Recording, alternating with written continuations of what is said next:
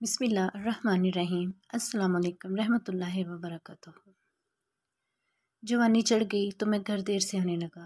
रात देर तक घर से बाहर रहना और सारा दिन सोए रहना मामूल बन गया। अम्मी ने बहुत मना किया लेकिन मैं बाज ना आया। शुरू में वो मेरी वजह से देर तक जागती रहीं। बाद में सोने से पहले फ्रिज के ऊपर एक चिट चिपका कर सो जाती, जिस पर खाने की नौयत और जगह के बारे में लिखा होता था।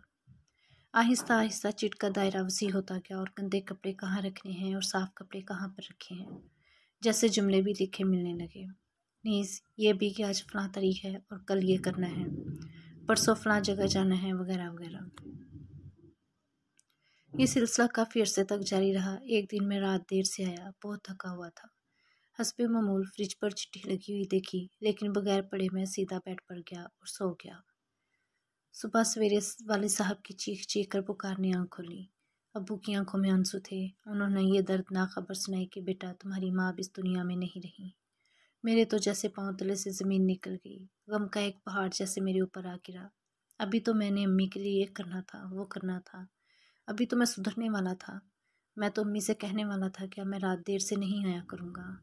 तदफीन वगैरह से फारिग होकर रात को जब मैं निढाल होकर बिस्तर पर दराज हुआ तो अचानक मुझे अम्मी की रात वाली चिट्ठी याद आ गई। फ़ौरन गया और उतार कर ले आया। इस पर लिखा था, बेटा आज मेरी तबीयत कुछ ठीक नहीं है, मैं सोने जा रही हूँ। तुम जब रात को आओ तो मुझे जगा लेना, मुझे ज़रा अस्पताल तक ले जाना।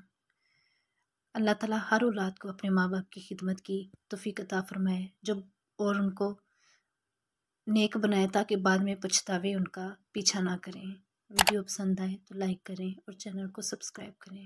मज़ीद ऐसी वीडियोज़ लेकर फिर हाजिर होंगी। खुदा हाफिज़।